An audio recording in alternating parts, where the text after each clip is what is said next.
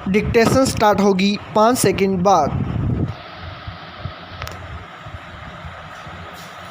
Yes, Narendra Modi सरकार ने लद्दाख में सिंधु केंद्रीय विश्वविद्यालय की स्थापना के लिए केंद्रीय विश्वविद्यालय कानून 2009 में संशोधन का विधेयक लोकसभा में पेश करके एक बार फिर यह जता दिया है कि जम्मू कश्मीर और लद्दाख का क्षेत्र न सिर्फ राजनीतिक बल्कि रणनीतिक तौर पर उसके लिए कितना महत्वपूर्ण है। अनुच्छेद 370 निष्प्रभावी कर जम्मू कश्मीर की राजनीतिक स्थिति को बदलने और लद्दाख को नया केंद्र शासित प्रदेश बनाने के ठीक 2 साल बाद 5 अगस्त के दिन ही इस विधेयक को पेश करने का अंतर्राष्ट्रीय स्तर पर कूटनीतिक महत्व भी कम नहीं है। लद्दाख के लोगों को शैक्षणिक योग्यता को आगे बढ़ाने में यह विश्वविद्यालय अपनी जरूरी भूमिका का निर्वाह तो करेगा ही, अपने नाम की वजह से अंतर्राष्ट्रीय बिरादरी का ध्यान भी खींचेगा, क्योंकि सिंधु नदी का संबंध पाकिस्तानी कब्जे वाले गिलगिट व बाल्टिस्तान तक से है। प्रधानमंत्री मोदी ने 15 अगस्त 2020 को लाल किले से संबोधन में लद्दाख में केंद्रीय विश्वविद्यालय स्थापित करने की घोषणा की थी। उन्होंने इस दिशा में कदम बढ़ा दिए हैं। इस विश्वविद्यालय की स्थापना पर अगले 7 साल में करीब 750 करोड़ रुपए खर्च किए जाने हैं। विश्वविद्यालय का दायरा लेह और करगिल से होते हुए उसके पार तक जाएगा। लद्दाख को केंद्र शासित प्रदेश बनाने की दूसरी वर्षगांठ को मनाने का इससे अच्छा कोई तरीका नहीं हो सकता कि सरकार इस क्षेत्र के विकास के लिए कदम बढ़ाए। दरअसल जम्मू कश्मीर के दर्जे में बदलाव के बाद वहां कई स्तरों पर बदलाव महसूस किए जा रहे हैं। खासकर आतंकी घटनाओं में काफ़ी कमी आई है। पत्थरबाजी की घटनाएं काफ़ी कम हुई है, लेकिन आर्थिक गतिविधियों में जितनी बढ़ोतरी होनी चाहिए थी नहीं हुई है। नज़रबंद नेताओं को रिहा करना और बातचीत के लिए आमंत्रित करना हालांकि राजनीतिक प्रक्रिया बहाली के लिए केंद्र सरकार की जरूरी पहल के रूप में ही देखा जाएगा, लेकिन यह पहल चुनाव क्षेत्रों के परिसीमन की प्रक्रिया शुरू होने के साथ ही ठहर सी गई है।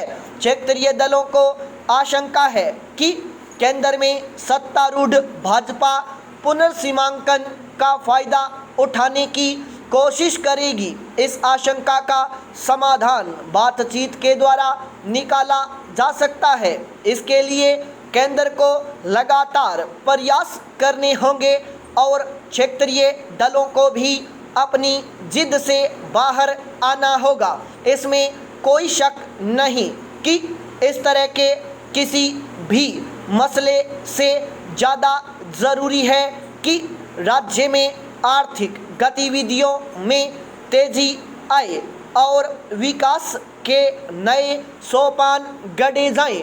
आम लोगों को आर्थिक तंगी से मुक्ति मिले, स्वास्थ्य, शिक्षा और रोजगार के मसले तेजी से सुलझें। इसके लिए ज़रूरी है कि राजनेता पुरानी बातों को भूलकर आगे बढ़े। पाई पैरा चेंज।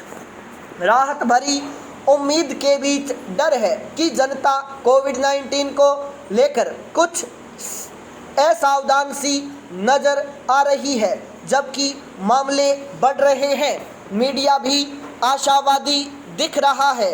कोरोना संक्रमितों की मौतों की संख्या कम होने और वैक्सीन से कोरोना के गंभीर असर में कमी के तथ्य स्वागत योग्य हैं, लेकिन हमें यह नहीं भूलना चाहिए कि हालात किस तरह प्रतिकूल हो सकते हैं। ब्रिटेन के scientific advisory group for emergencies ने चेतावनी दी है कि इस वायरस के दुष्परिणामों का कोई अंत नहीं है। यह माहिर बहुरूपिया प्रत्येक संक्रमित व्यक्ति के भीतर अपने जीनोम के प्रत्येक न्यूक्लियोटाइड को सैकड़ों बार म्यूटेट कर सकता है। साक्ष्यों के आधार पर अध्ययन में चेताया गया है कि कोरोना के ऐसे वेरिएंट सामने आ सकते हैं जो वैक्सीन को भी विफल कर दें। ये variant middle east respiratory syndrome जितने घातक हो सकते हैं, जो हर 10 में से 3 की मौतों के लिए जिम्मेदार रहा। यह केवल कागजी तथ्य नहीं है, यथार्थ संभावना है। अध्ययन के अनुसार बड़े पैमाने पर वैक्सीन लगने से चयन का दबाव बढ़ गया है।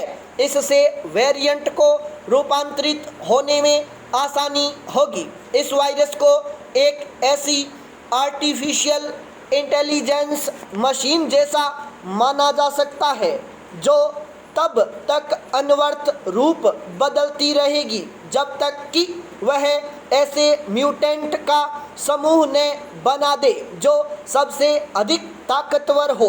डर इस बात का है कि जितने लोग वैक्सीन से प्रतिरोधक क्षमता हासिल कर लेंगे, वायरस को रूप बदलने के उतने ही मौके मिलेंगे। यह तर्क टीकाकरण के खिलाफ नहीं है, बल्कि इस ओर इशारा है कि अब हमें ऐसी प्रतिरोधक क्षमता चाहिए जो वायरस को बेअसर कर दे।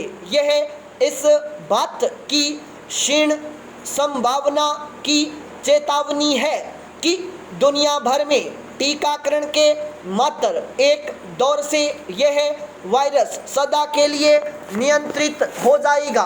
अध्ययन में कहा गया है कि वैक्सीन को विफल कर देने वाले वेरिएंट के आने का काउंटडाउन शुरू हो चुका है।